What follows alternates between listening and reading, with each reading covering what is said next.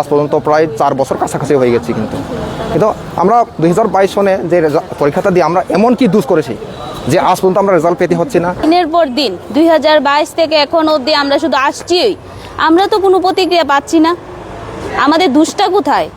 B Ed করে আমাদের পরীক্ষা দিতে হবে যোগ্যতা অনুসারে, সেই যোগ্যতা আমাদের সবাই আছে, তাহলে কেন আমাদেরকে ঝুলিয়ে রাখবে? আমরা রেজাল্টটা পাওয়া তো আমরা অধিকার, সেটা আমরা রেজাল্টটা পাবো, তাহলে রেজাল্টটা কেন দিচ্ছে না?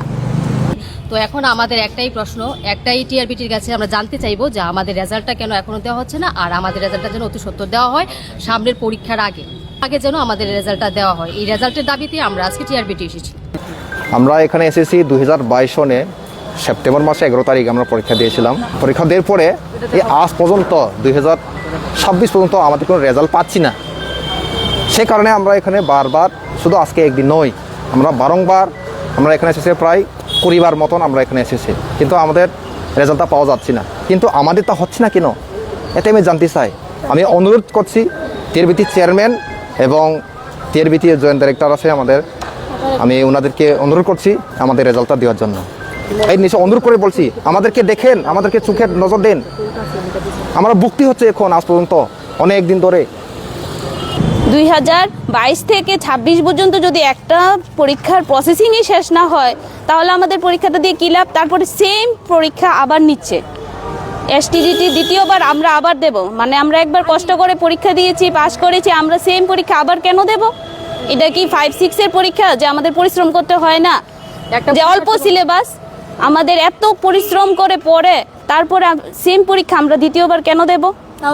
আমাদেরকে বলে দেওয়া হয় খুব সহজভাবে যে তোমরা পড়ো, আবার তো পরীক্ষা হচ্ছে, কেন দেব আমরা সেম পরীক্ষা বারবার? পাস ফেল কিছুই জানি না। আমাদের অধিকার, মাননীয় মুখ্যমন্ত্রীর কাছে আমি অনুরোধ করছি আমাদের এসটিজিটি সবাইকে জন্য অতি সত্বর নিয়োগ করা হয়, আমাদেরকে সহযোগিতা করার জন্য। দেখুন, আমরা 2022-এর সেপ্টেম্বর মাসে পরীক্ষা দিয়েছিলাম এসটিজিটি। তো এই বাবদ অনেকবার টিআরবিটির কাছে এসেছি আমাদের রেজাল্টের জন্য, কিন্তু টিআরবিটি সেই রকম রেজাল্ট আমাদেরকে দেয়নি এখন পর্যন্ত।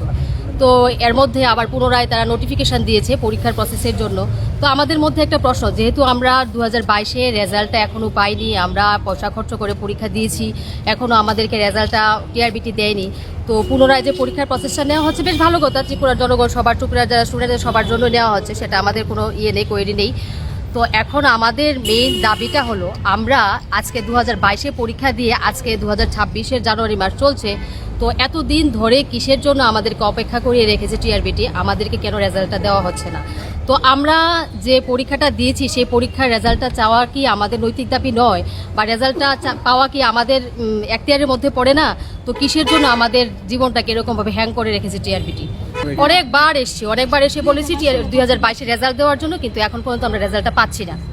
তো রেজাল্ট না দিয়ে এখন পর্যন্ত ত্রিপুরার টিআরবিটির ইতিহাসে যবে থেকে পরীক্ষা সৃষ্টি হয়েছে টিআরবিটির মাধ্যমে, রিক্রুটমেন্ট চলছে টিআরবিটির মাধ্যমে, টিচার রিক্রুট প্রসেস, সেই টিচার রিক্রুট প্রসেসের মধ্যে আজ অবধি কখনো এরকম হয়নি যে একটা পরীক্ষা প্রসেস শেষ না করে পুনরায় সেই পরীক্ষার প্রসেসটা আবার